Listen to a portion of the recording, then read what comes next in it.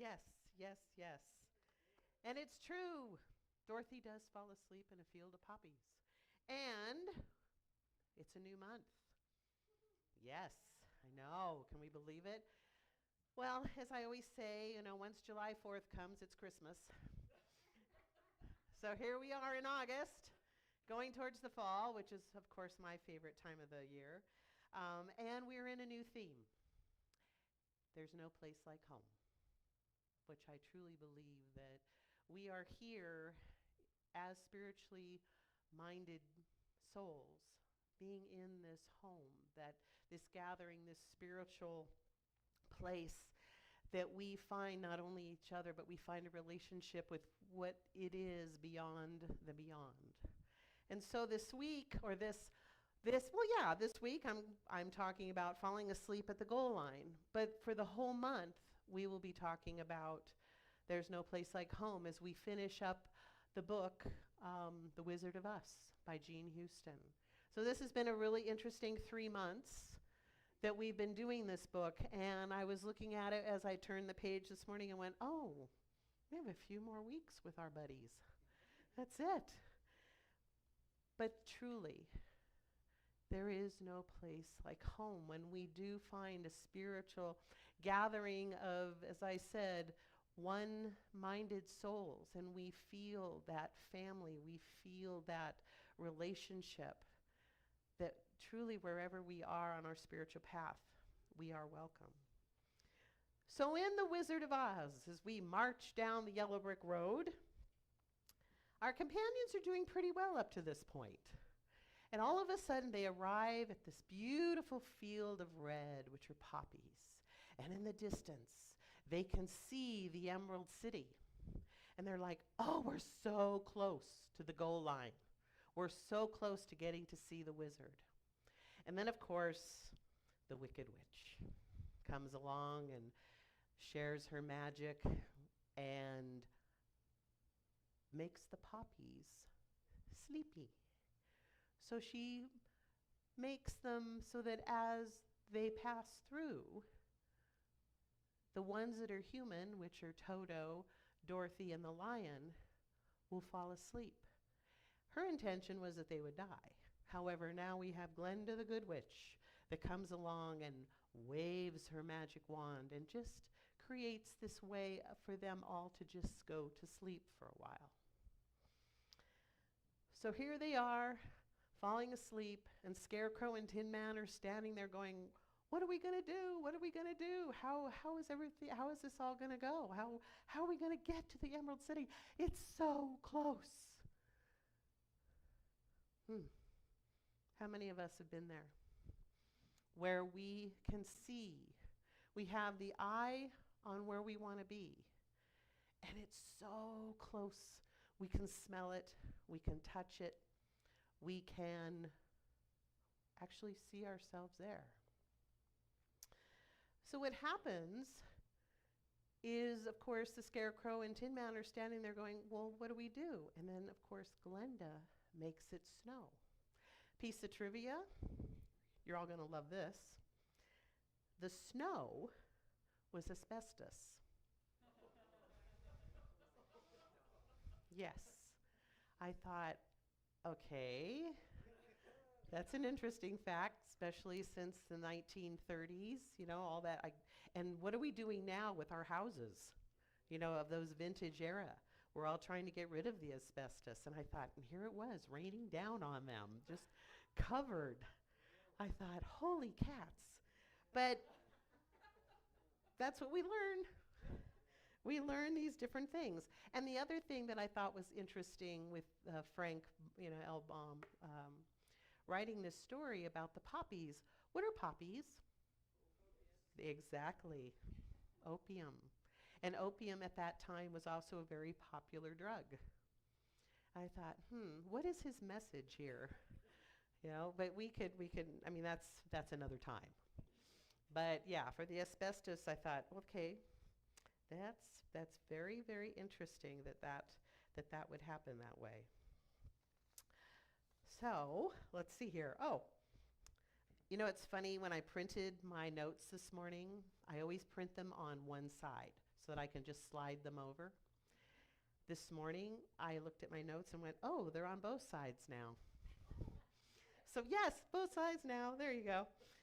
So here we are, the Wicked Witch, and they're falling asleep, and all of a sudden the snow comes and they're waking up. How many of us, when we're going towards a goal, we will encounter the wicked witches of our lives? Now, I'm not saying female or male or whatever. I'm just saying that what happens is we encounter something that gets in our way. How do we go around it, or how do we get through it? Do we just simply sit down and go to sleep and say, okay, I give up? Or do we continue to run and go forward? You know, I want to share something very personal with all of you. Way back, as I say, in a galaxy far, far, far away, one of my divorces was not very friendly. And my goal was to always make sure that whenever I have a relationship, it was to part as friends. Well, unfortunately, this didn't happen. So what happened is, during my marriage, my husband and I were involved in archery. How many of you have seen the archery at the Olympics, right? Yeah, it usually comes on at like 2 or 3 o'clock in the morning. But, so what happened is, I was a competitive archer, which meant that I was a state champion, a national champion, and a world champion. Yes, and I worked very hard at it. And I held those titles for quite a few years. So when it came to getting my divorce, my husband looked at me and he said, oh, by the way, you are not to be in archery in any shape or form. This is my sport. Really? And he says, if I find you continue to compete in archery, I will make your life very miserable.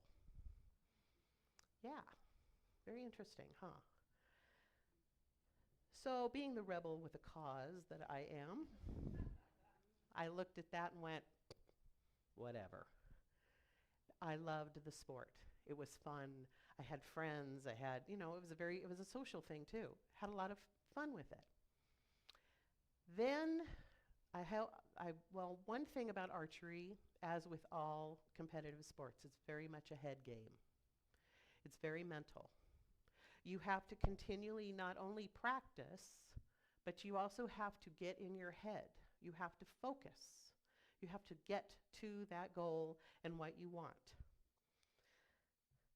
So one of my goals was to beat the state record by the Olympic champion, Janet Dijkster, I think was her name at the time. And I was getting very close. And I wanted to beat that score. So I practiced and practiced. So it came competition day, suited up, focused. I was ready for that 20 yards. I was going to beat that 20 yards. Then this little gremlin got into my head. What happens if you win? What happens if you do this? Will your life be miserable? What's going to happen? And as much as I pushed it away, I thought, no, this is mine to do. This is definitely mine to do. So long story short, I came within 10 points of beating her record. My coach was excited. I was excited. But at the same time, I was also, I'm okay. I'm okay with this. And yet everybody was like, you're only 10 points away. You're only 10 points away. You can do this. And something within me said, why am I doing this? Am I doing this for me? Am I doing this to show someone else that I can do it despite whatever they told me? What is it?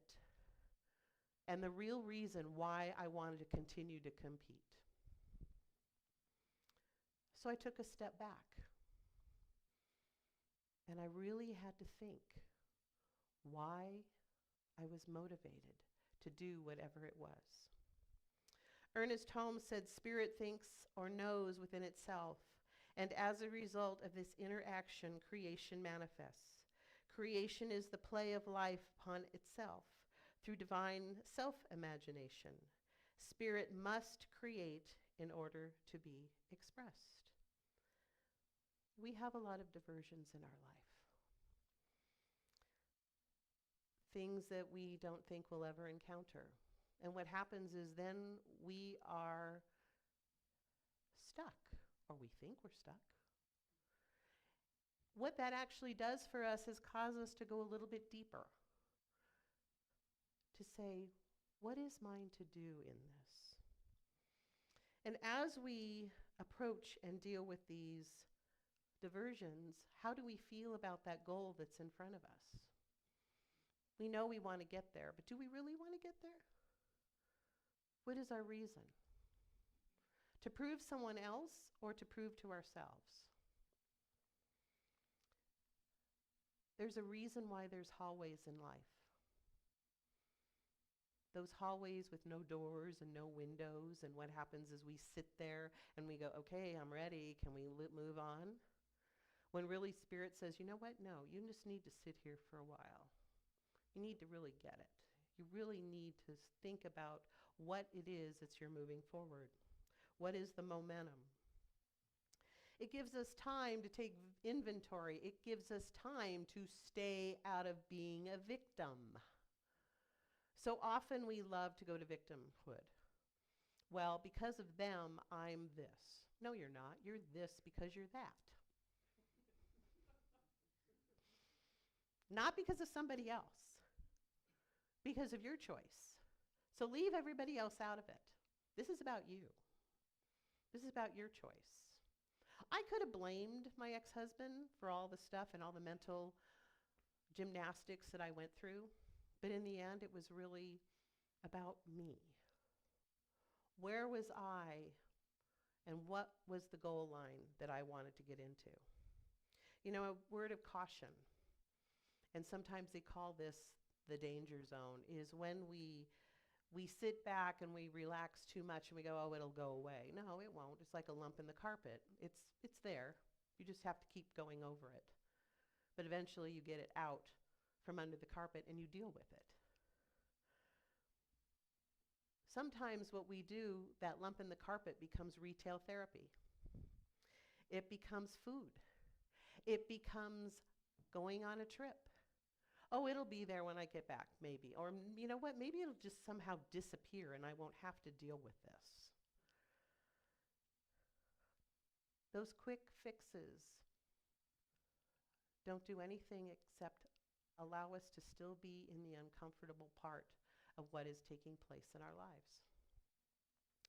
Instead of dealing with it, what we're doing is we're neutralizing. We're dumbing ourselves down. And it's easy to do.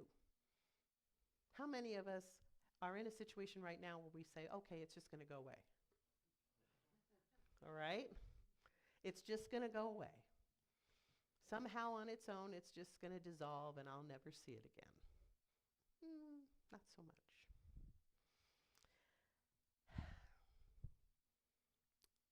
Observation is so vital to whatever is going on in our life. Because what happens is it allows us to take inventory of what's really happening. What is ours to do? My inventory in that situation was saying, oh, okay. If I continue to move forward, what is in it for me? What was in it for me? Well, let's see. My name could have been up in lights. I could have been on the archery rolls for years until somebody else did it. There was just a million things that I thought, well, do I really want to participate in that? How much energy do I really want to put into that? And then I realized, no. Am I happy with what I've been doing? Yes. Do I really need to do it anymore? No. Some people would say that's giving up. No, it's not. Because what I realized is that I had a spiritual journey with archery. It created something within me that created growth. And that I no longer really needed to do that anymore. And so I stuck and I sat and I said, do I need to do this? Do I need to really shoot 144 arrows every morning, twice a day? Yeah. No. Because something else was calling me. Something else said, you know what? That was then. This is now. And so I picked up something different. Something that supported me. Something that made me feel better. It's called a spiritual journey. Which, of course, we're all on together, which I love. Okay, there we are. I call it an AFCO, another fine growth opportunity. There we go. So we do grow through all of those things that shift and change us and make us uncomfortable. You know, as a center, we shift and change constantly. We look at things that are appearing and we say, well, do we really want to do this, or do we want to do that, or how do we want to be as a spiritual family? Because that shifts and changes too. You know, we had I'm going to tell you all about this. So in the beginning of the year, we had sort of a workshop about visioning and different things that were going on in the community and what we wanted to establish for the year. And dearly beloved Pat, that beautiful soul, she came up with a question because, of course, with all the stuff that goes on with finding a new minister, you know, people come and go and this and that. And she says, why do people leave? We could say that as our life story too. Why do people leave? And I said, well, usually when people leave, it's because they've whatever they've come here with, they've healed. And sometimes that goes on with friendships and gatherings too, is that wherever we are with our friends or family and they leave, it's because there's something else that's going on. It's nothing against us. I mean, I have some wonderful friends that I keep in touch with, but we're not as close as we used to be. And it's not because we've outgrown each other, it's because we know that each other is where they are in the world, and it's okay. How many of you have friends like that? Yes, we all do. It's not something to mourn, it's something to celebrate. They're still in your home. They're still in your spiritual home, your gathering. You know, as we travel down this, yellow brick road, you know, we move, we shift, we change. Things can't stay the same always. Mary Morrissey said that whatever enters the mind repeatedly occupies and shapes the mind, and ultimately is what we become. The events we attend, the material we read, the music we hear, the conversations we hold, the daydreams we entertain ultimately determine our destiny. So what are the daydreams that you have right now? And don't look at them as fantasy. Oh, well, they'll never happen. Never say never. What is it right here and right now, I know that each and every one of you have, that there's something in your life that you want to obtain? And you say, well, Rev, how do I do that? It's very easy. Really? It's called a spiritual practice. And the invitation to the spiritual practice is meditation. And there's all kinds of ways to meditate. But what it means is that you actually go within.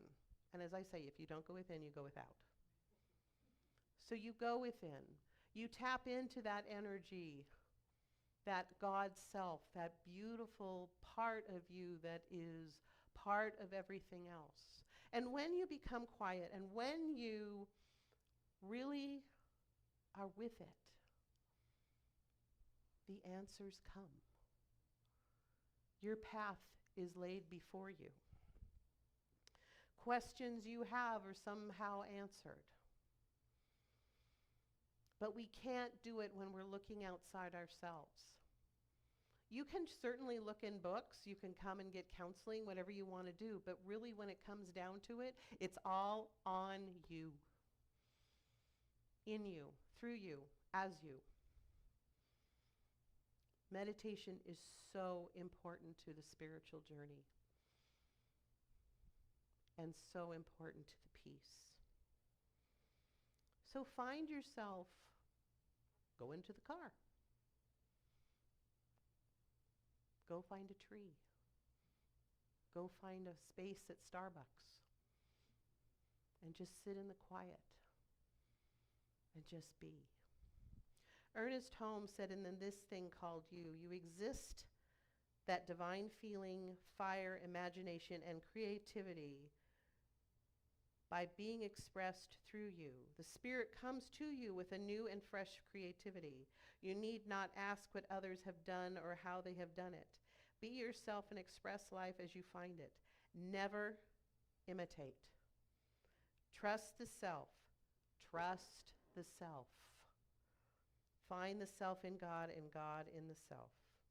I love this Sufi proverb. It says, I searched for God and found only myself. I searched for myself and found only God. Yes.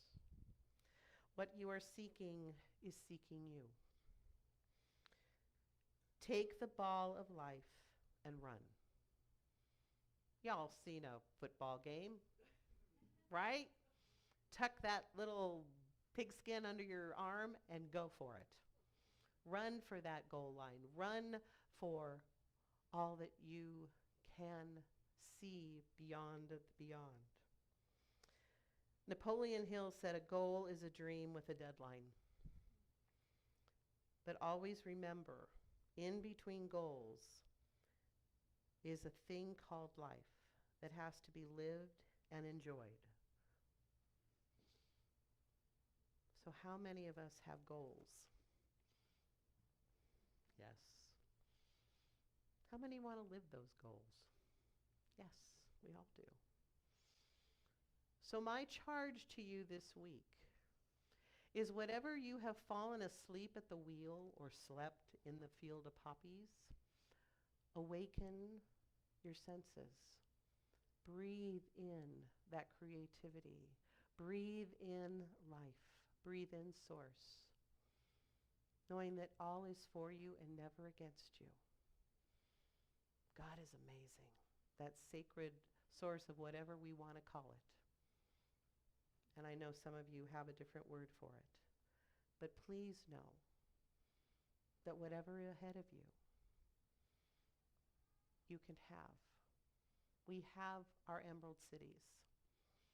And like Dorothy with the Tin Man, the lion, Toto, and the scarecrow, they all realized their goals because no matter what was going on, they kept moving forward.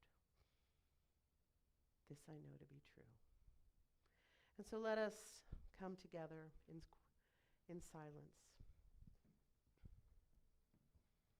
Breathing in so much good, our highest good.